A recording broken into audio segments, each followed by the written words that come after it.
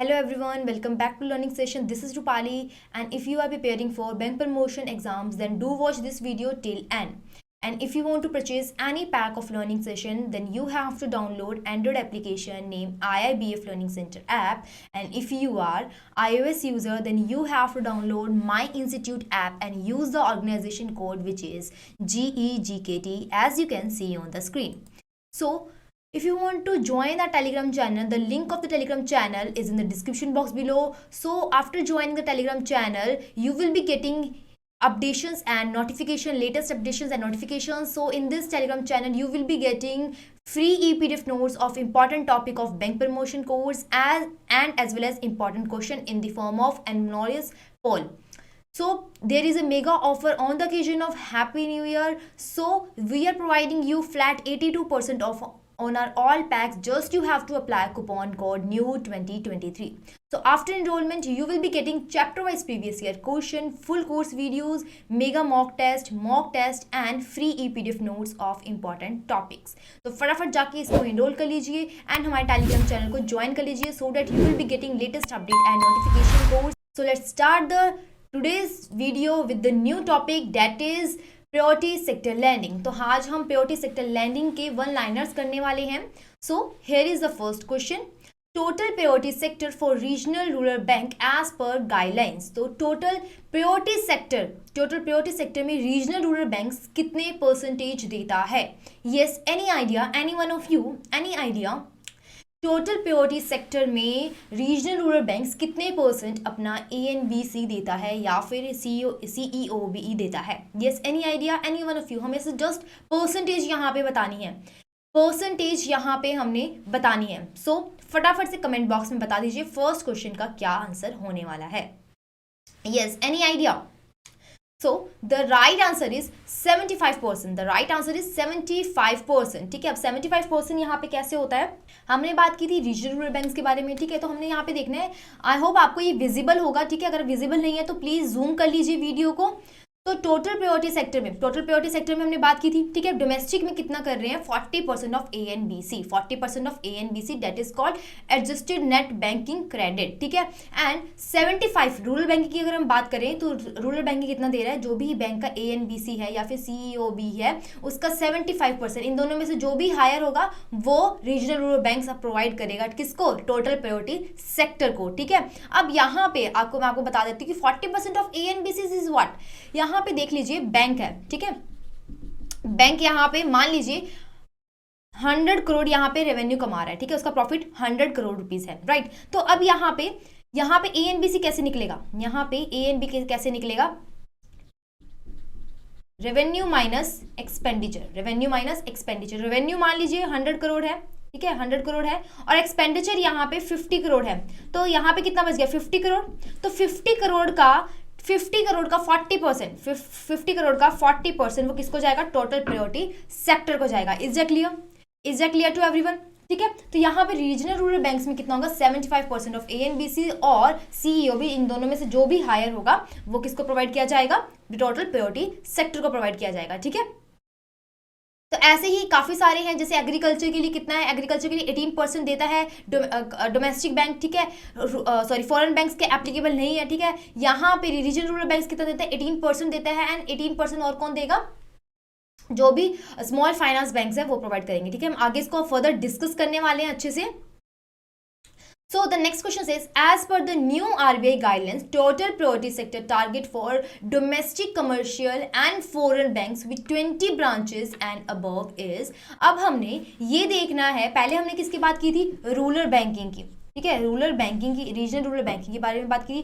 वो कितना देता है? 75% देता है. राइट, अब हमने किसकी बात करनी है कि टोटल प्रायोरिटी सेक्टर के लिए डोमेस्टिक कमर्शियल बैंक जितने भी हैं और फॉरेन बैंक जिनकी 20 से ज़्यादा ब्रांचेस अपने इंडिया के अंदर है वो कितने परसेंटेज टोटल प्रायोरिटी सेक्टर को प्रोवाइड कर रहे हैं.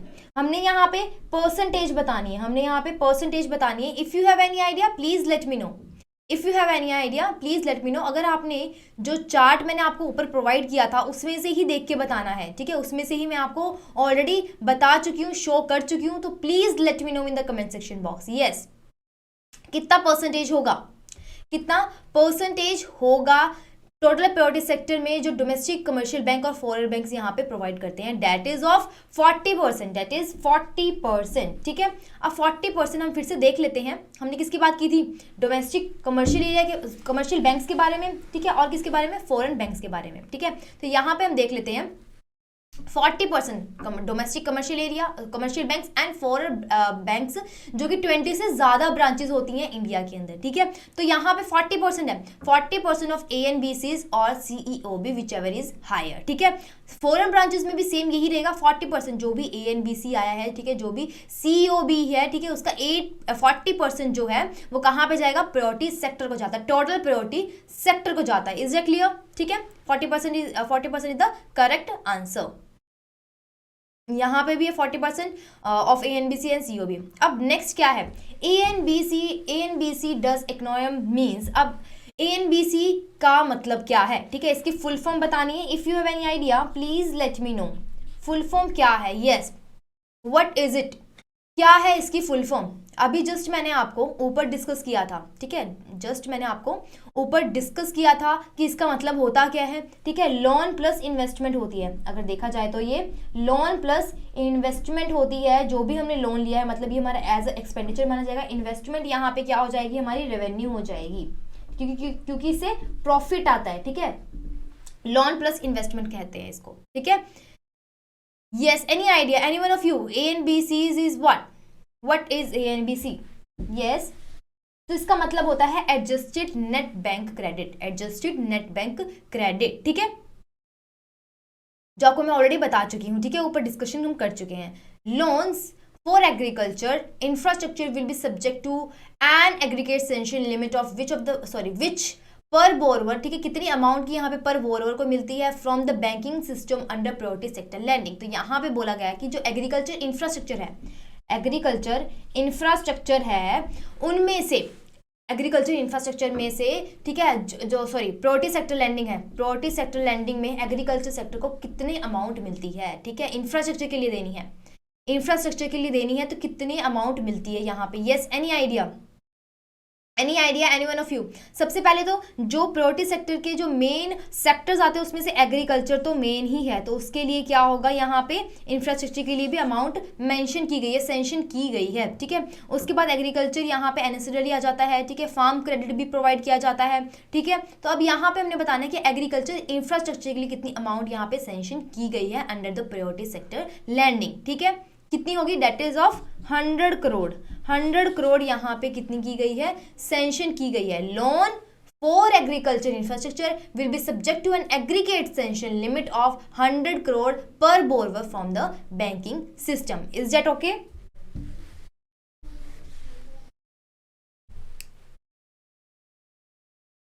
So next question says, what is the target for advances to weaker section for domestic commercial bank? तो यहाँ पे हमने पहले किसकी बात की थी, डोमेस्टिक कमर्शियल बैंक्स में हमने पहले बात की थी टोटल प्रायोरिटी सेक्टर, ठीक है, टोटल प्रायोरिटी सेक्टर के बारे में बात की थी, लेकिन हमने किसकी बात करनी है, अब हमने वीकर सेक्शन की बात करेंगे। वीकर सेक्शन को कितना प्रोवाइड किया जाता है अंडर द DCB, मतलब कि domestic commercial banks.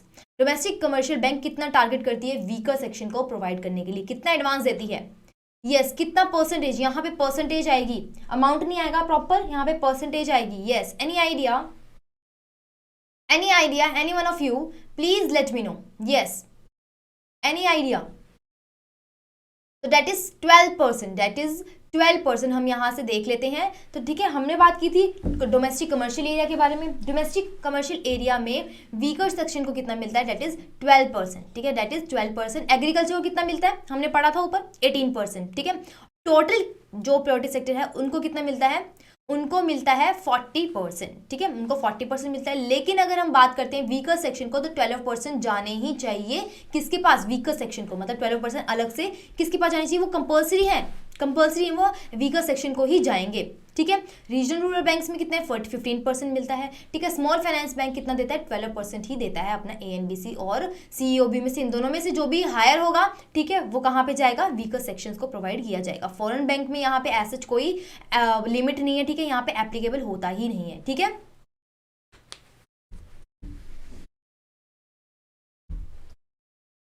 So let's move to the next question. A sanction limit up to which per borrower under export credit. अब हमने बात करनी है एक्सपोर्ट क्रेडिट की, जो कि डीसीबी देता है, that is domestic commercial bank provide करता है एक्सपोर्ट क्रेडिट को। देखो अब मैं अगर बात करती हूँ कि कौन कौन से सेक्टर्स इसके अंदर आते हैं, अगर आपको पता है कि कौन कौन से सेक्टर्स आते हैं तो please let me know in the comment section box. Yes, फटाफट से आई am waiting for your answer. कौन कौन से सेक्टर प्रायोरिटी सेक्टर लैंडिंग के अंदर इंक्लूड किए जाते हैं? Yes, any idea? So let me tell you कि कौन कौन से आते हैं। सबसे पहले तो आएगा एग्रीकल्चर, ठीक है। सबसे पहले कौन सा आता है? एग्रीकल्चर आता है, ठीक है। एग्रीकल्चर आता है, इसमें एग्रीकल्चर इंफ्रास्ट्रक्चर आ जाता है, फार्म क्रेडिट आ जाता है, ठीक है। उसके बाद आता है micro small and medium enterprises, मतलब कि MSME. Micro small and medium enterprises आते हैं, ठीक है, जो छोटे छोटे एंटरप्राइजेस होते हैं, ठीक है, फैक्ट्रीज होती हैं। उसके बाद आता है एक्सपोर्ट क्रेडिट, ठीक है। एक्सपोर्ट क्रेडिट इंक्लूड होता है प्रायोरिटी सेक्टर लैंडिंग के अंदर। साथ साथ हम एजुकेशन को भी इसके अंदर इंक्लूड करते हैं। किसको करेंगे? एजुकेशन को भी, मतलब कि क्योंकि एजुकेशन सबसे ज़्यादा इंपॉर्टेंट है, इसको प्रायोरिटी में रखा जाएगा, इसको प्रायोरिटी में ही रखा जाता है, ठीक है। हाउसिंग को, अगर किसी के पास हाउसिंग नहीं है, ठीक है, किसी के पास हाउस नहीं है, शेल्टर नहीं है, तो उस केस में भी यहाँ पे हाउस लोन प्रोवाइड किया जाता है, ठीक है।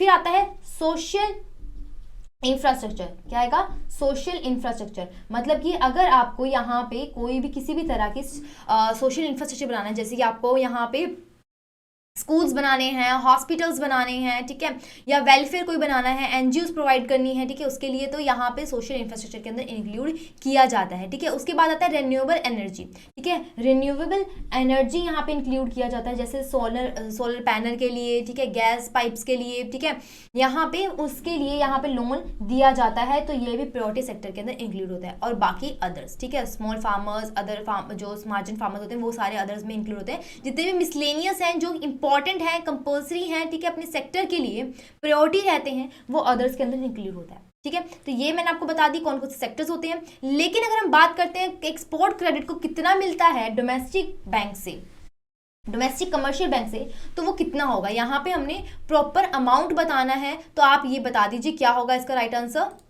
Yes, any idea? That is 40 crore, that is 40 crore यहाँ पे पर बोरवर को मिलता है थ्रू द डीसीबी, ठीक है। 40 करोड़ बोरवर को मिलता है, तो हम यहाँ पे पढ़ लेते हैं। तो डोमेस्टिक बैंक कितना दे रहा है यहाँ पे? 40 करोड़ पर बोरवर को यहाँ पे प्रोवाइड किया जाता है, ठीक है। और यहाँ पे 2% एएनबीसी या फिर सीईओ भी मिलता है, ठीक है। इनमें से जो भी हायर होता है उसका 2% मिलता है। किसको? कौन प्रोवाइड करता है? कौन प्रोवाइड करेगा? फॉरेन बैंक्स, जिसकी ब्रांचेस 20 से ज्यादा होती है इंडिया में। किसको प्रोवाइड करेगा? वो किसको करेगा? अभी हम किसकी बात कर रहे हैं? एक्सपोर्ट क्रेडिट की।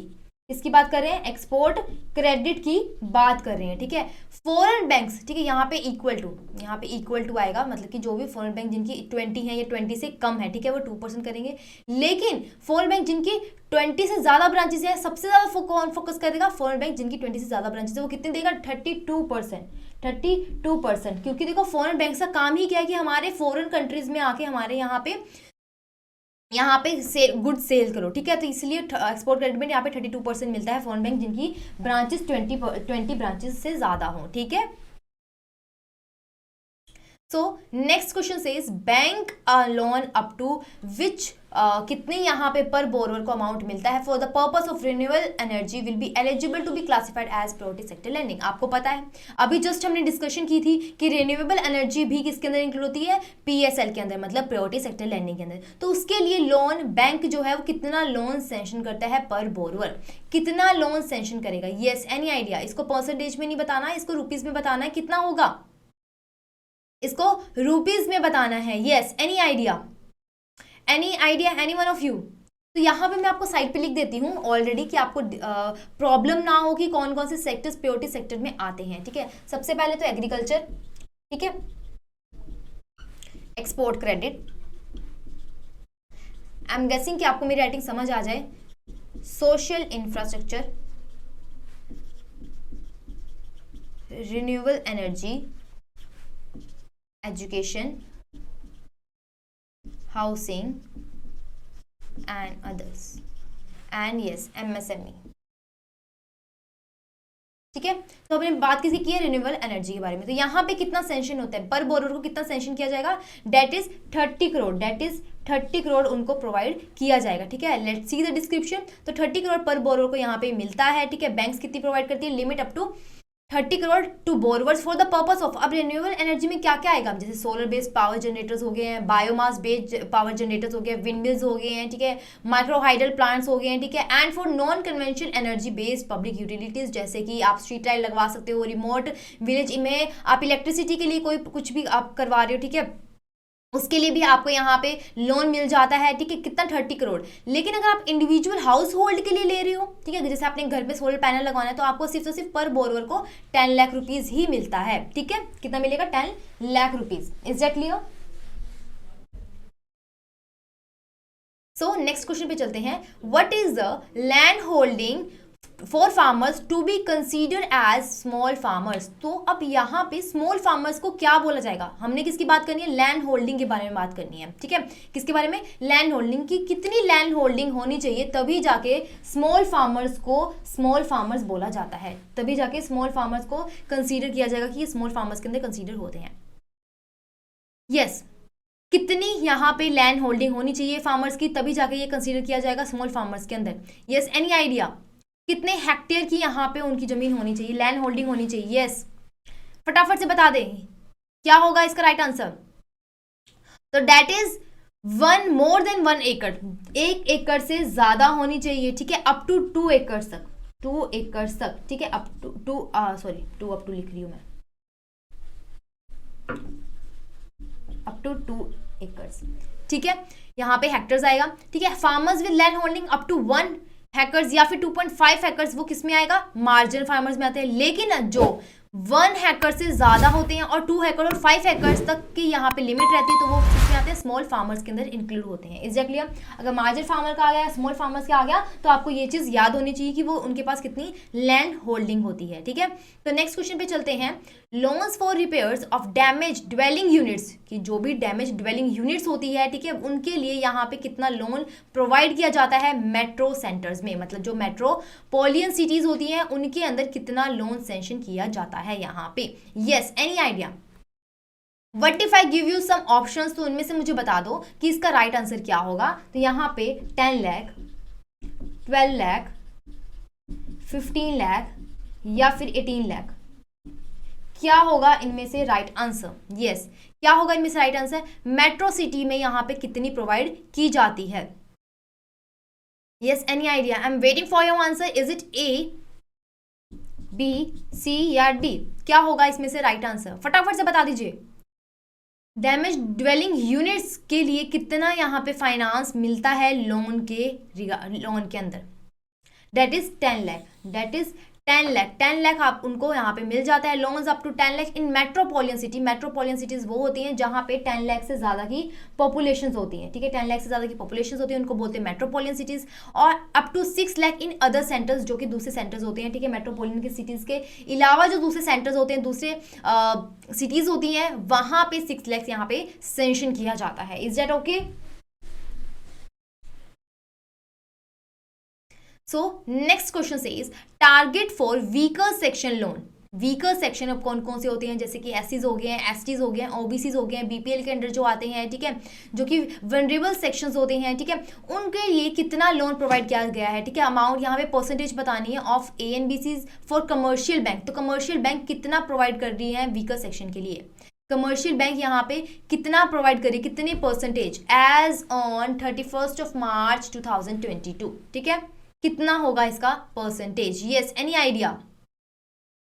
Any idea? Any one of you?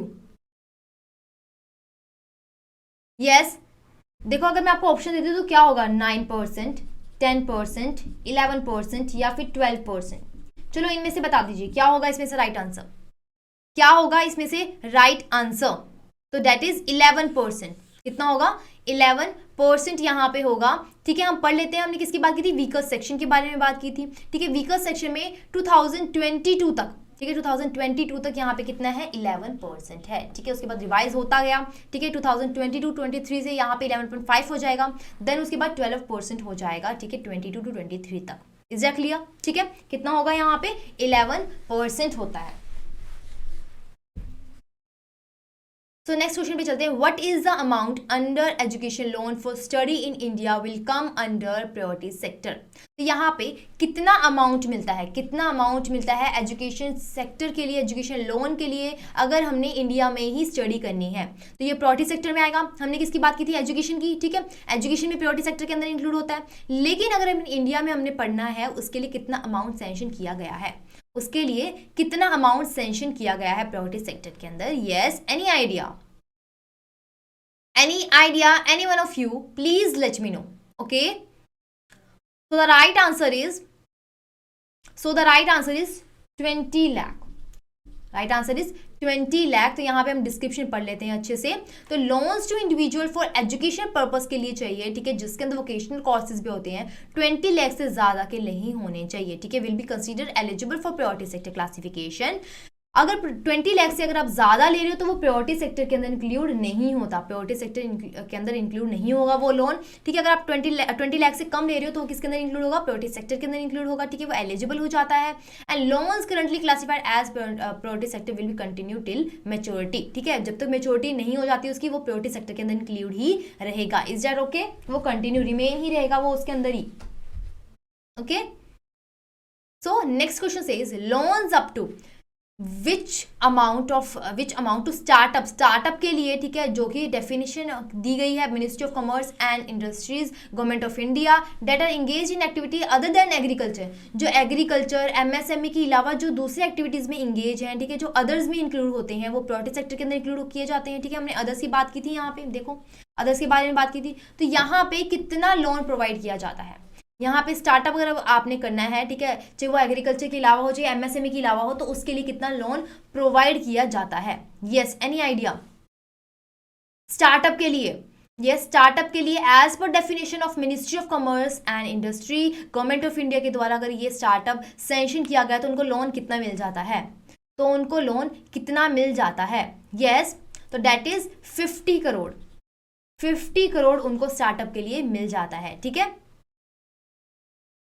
So next question पे चलते हैं. Revise target for small and marginal farmers under priority sector. तो यहाँ पे रिवाइज टारगेट कितना मिला हुआ है, टारगेट हमने देखना है. पहले हमने वीकर सेक्शन के बारे में बात की थी, अब हम बात करेंगे स्मॉल एंड मार्जिनल फार्मर्स की. स्मॉल एंड मार्जिनल फार्मर्स का कितना टारगेट मिला हुआ है, कितना मिला हुआ है रिवाइज जो अभी है 2022 वाला कितना है. यस, अगर मैं आपको ऑप्शन देती हूँ यहाँ पे, 11%, 10%, 12% या फिर 20%, कितना होगा स्मॉल एंड मार्जिनल फार्मर्स के लिए प्रायोरिटी सेक्टर टारगेट के अंदर कितना होगा. Yes, any idea, any one of you.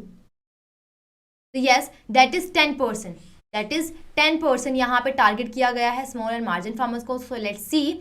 तो यहाँ पे स्मॉल एंड मार्जिन फार्मर्स है और ये वीकर सेक्शन का है. ठीक है, याद रख लीजिए ये वीकर सेक्शन का है. तो अगर हम रिवाइज अगर बात करें तो ये रिवाइज है. ठीक है, 2022 के बाद वाला, तो डेट इज 10% है. ठीक है, रिवाइज जो अभी हुआ है रिवाइज, ठीक है, डेट इज 10%. ओके,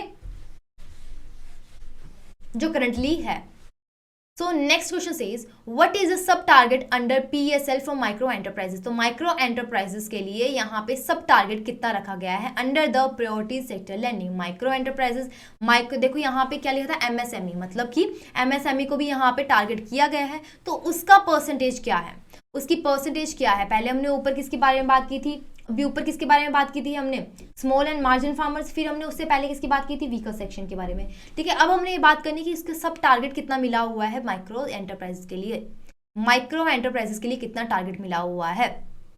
अगर मैं आपको यहाँ पे भी ऑप्शन दे देती हूँ, डेट इज 6%, 6.5%, 7% या फिर 7.5%, क्या होगा इनमें से, इन चारों में से ABCD में से क्या ऑप्शन होगा. Yes, any one of you, please let me know in the comment section box. Any one of you.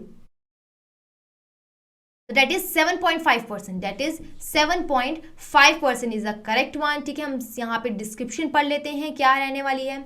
All loans to unit in the KVI sector will be eligible for classification under the sub target of 7.5% prescribed for micro enterprises under the priority sector. तो priority sector के अंदर जो micro enterprises है उनके लिए सब target कितना किया गया है, 7.5%. Is that okay? So next question says what is the limit of house loan. अब हाउस देखो, हाउस लोन किसके अंदर आएगा, हाउसिंग के अंदर इंक्लूड होगा, ठीक है, हाउसिंग के अंदर इंक्लूड होता है। तो यहाँ पे house loan for city having population more than 10 lakh under PSL। तो यहाँ पे हमने किसकी बात की है, हाउसिंग के बारे में। तो हाउसिंग किसके अंदर आएगा, प्रायोरिटी सेक्टर के अंदर आएगा। अब यहाँ पे क्या पूछा गया है कि जहाँ पे पॉपुलेशन 10 लाख से ज्यादा होती है उसके लिए अगर हमने लोन देना है तो कितनी लिमिट है। यहाँ पे हमने रुपीज में बताना है कितना अमाउंट है। 10 लाख से ज्यादा की अगर पॉपुलेशन होती है उसको हम क्या बोलते हैं, अभी हमने ऊपर डिस्कस किया था, मेट्रोपोलियन सिटीज, मेट्रोपोलियन सिटीज या सेंटर्स, ठीक है। अब वहां के लिए कितना लोन सेंक्शन किया गया है, एनी आइडिया। अगर मैं आपको ऑप्शन देती हूँ 35 या फिर 45 लाख, इन दोनों में से मुझे बता दीजिए 35 लाख या 45 लाख कितना होगा। इज इट 35 लाख या 45 लाख, जो अभी रिवाइज है, जो अभी रिवाइज है वो कितना है, यस दैट इज 35 लाख, ठीक है। मेट्रोपोलियन सिटी में जिसकी पॉपुलेशन 10 लाख से ज्यादा है या 10 लाख है, ठीक है, तो उसकी कितनी होगी 35 लाख। लेकिन जो दूसरे सिटीज हैं, ठीक है, दूसरी सिटीज में कितनी होगी 25 लाख। इज दैट ओके, ठीक है। तो यहाँ पे मेट्रोपोलियन सिटीज में 45 लाख से ज्यादा आप दे नहीं सकते हो, और दूसरे जो सिटीज हैं उसमें आप 30 लाख से ज्यादा नहीं ले सकते हो लोन, ठीक है। तो नेक्स्ट क्वेश्चन की तरफ चलते हैं। How much maximum loan under renewable energy to individual which can come under priority sector lending. तो यहाँ पे कितना लोन मिल जाता है, मैक्सिमम कितना लोन, ठीक है, रिन्यूएबल एनर्जी के लिए, इंडिविजुअल के लिए, इंडिविजुअल के लिए यहाँ पे कितना लोन मिल जाता है, please let me know in the comment section box. Yes, any idea. Maximum for individuals, individuals अगर ले रहे हैं मतलब हाउस होल्ड के लिए, मतलब कि यहाँ पे हाउस होल्ड के लिए ले रहे हैं। अगर मैं आपको बता दूं, मैंने आपको ऊपर क्वेश्चन में भी करवाया था, ठीक है, रिन्यूएबल एनर्जी के लिए किसी को भी बैंक से लोन चाहिए तो लिमिट रहती है 30 करोड़, ठीक है, लिमिट रहती है 30 करोड़। लेकिन अगर उसको हाउस होल्ड के लिए चाहिए तो कितनी रहेगी, 10 लाख रुपीज़। तो कितनी रहेगी, 10 लाख रुपीज़, चाहे उसको सोलर पैनल लगवाना हो, चाहे उसको किसी भी तरह का कोई भी इन्वेस्टमेंट करनी हो, ठीक है, रिन्यूएबल एनर्जी के अंदर, तो उसको 10 लाख तक ही मिलता है इंडिविजुअल हाउस होल्ड के लिए। लेकिन ऐसा देखा जाए, ठीक है, अपनी अगर उन्हें स्ट्रीट लाइट लगवानी है, किसी भी तरह का कुछ भी करवाना है, ठीक है, गैस पाइप्स लगवानी है, ठीक है, सोलर हाइडर्स लगवाने हैं, या फिर कुछ भी लगवाना है, मशीनरी लगवानी है, तो उस केस में उनको 30 करोड़ रुपीज़ मिलते हैं, ठीक है। तो यहाँ पे इंडिविजुअल के बारे में बात की गई है, तो loan limit will be the 10 lakh पर बोरोवर होता है यहाँ पे, okay. So next question says maximum amount of loan given for social infrastructure cover under। तो यहाँ पे मैक्सिमम लोन कितना मिलता है सोशल इंफ्रास्ट्रक्चर। देखो सोशल इंफ्रास्ट्रक्चर हमने किया था, ठीक है, हमने सबके बारे में पढ़ लिया, एग्रीकल्चर के बारे में भी, एक्सपोर्ट क्रेडिट के बारे में भी, social infrastructure, renewable energy, education, housing, others. लेकिन हमने किसके बारे में पढ़ना है अब, सोशल इंफ्रास्ट्रक्चर। तो सोशल इंफ्रास्ट्रक्चर के लिए कितना मैक्सिमम अमाउंट यहाँ पे दिया गया है, ठीक है, कितना लिमिट है under the priority sector landing, under priority sector landing. अगर मैं आपको यहाँ पे ऑप्शन देती हूँ डेट इज 10 करोड़, 11 करोड़, 12 करोड़ या फिर 15 crore, which is the correct one, ABCD, yes, which is the correct one, please let me know in the comment section box. क्या होगा इसका राइट आंसर, कितना मैक्सिमम अमाउंट यहाँ पे प्रोवाइड किया गया है, yes, any idea, any one of you. If you have any guesses so please let me know in the comment section box. That is 10 crore, 10 crore तक यहाँ पे मैक्सिमम अमाउंट दी गई है। अगर आपने किसी भी तरह की सोशल इंफ्रास्ट्रक्चर के ऊपर लोन लेना है तो आप पर बोरोवर कितना मिल जाता है, 10 crore for building health care facilities including under Ayushman Bharat in tyre 2nd and tyre 4th centres, sorry 6 centres, ठीक है। तो जो भी सेंटर्स होते हैं उसके अंदर आपने किसी भी तरह की सोशल इंफ्रास्ट्रक्चर करनी है तो 10 करोड़ पर बोरोवर यहाँ पे आपको मिल जाता है, सैंक्शन किया जाता है। Is that okay to everyone? तो सबसे पहले आपको जो मेन क्वेश्चन रहता है तो आपको यही पता होना चाहिए कि प्रायोरिटी सेक्टर के अंदर आपका ये इंक्लूड होने चाहिए, कौन कौन से सेक्टर्स इंक्लूड होते हैं, जैसे कि agriculture, MSME, export credit, social infrastructure, renewable energy, education, housing, others. तो आपको ये तो याद होने ही चाहिए कि कौन कौन से सेक्टर्स इंक्लूड होते हैं प्रायोरिटी सेक्टर के अंदर, ठीक है। उसके बाद आप अमाउंट करना आपके लिए बहुत ज़्यादा ईजी हो जाएगा, लर्न करना, ठीक है। तो आपने जस्ट क्या करना है, एग्जाम के लिए आपने क्या करना है, जो ये वाला टेबल है ये आपने अच्छे से कर जाना है, और क्या क्या सेक्टर्स होते हैं, ठीक है, वो आपने अच्छे से करना है। और ये जो टेबल है वो बहुत ज़्यादा इंपॉर्टेंट है कि डोमेस्टिक बैंक कितना दे रहा है, फॉरेन बैंक्स कितना दे रहा है, रीजन रूरल बैंक्स और स्मॉल बैंक्स किस किस सेक्टर्स को कितने कितने दे रहे हैं, एग्रीकल्चर को कितना दे रहा है, ठीक है, माइक्रो एंटरप्राइजेस को कितना प्रोवाइड किया जा रहा है, एंड वीकर सेक्शंस को कितना प्रोवाइड किया जा रहा है। तो that is very much important point, ठीक है। तो आपको इसके EPDF नोट्स आपको टेलीग्राम चैनल पर मिल जाएंगे, ठीक है, विद इन 1 to 2 days के अंदर आपको टेलीग्राम चैनल के अंदर इसका EPDF नोट्स मिल जाएगा। सो मेक श्योर आप इस टेलीग्राम चैनल को ज्वाइन कर लीजिए। सो अगर आपको ये वीडियो अच्छी लगती है तो सबसे पहले आप लाइक कर दीजिए वीडियो को और फटाफट जाके आप टेलीग्राम चैनल को ज्वाइन कर लीजिए। लिंक आपको डिस्क्रिप्शन बॉक्स में मिल जाएगा। And if you want to purchase any pack of learning session then you have to download our Android application name IIBF Learning Center app. And if you are iOS user then you have to download My Institute app and use the organization code which is GEGKT as you can see on the screen. So on the occasion of New Year we are providing you flat 82% off on all packs. Just you have to apply coupon code new 2023 as you can see on the screen. So फटाफट जाके आप इसको join कर लीजिए and link को coupon code को apply कर लीजिए। सो अगर आपने इनरोलमेंट की है तो आपको मिल जाते हैं chapter wise previous year question, full course videos, mega mock test and free PDF notes complimentary आपको यहाँ पे मिल जाता है, जो कि आपको टेलीग्राम चैनल पे प्रोवाइड किया जाएगा। Right, so do like our videos, subscribe our channel and don't forget to press the bell notification icon for upcoming new videos. Thank you so much.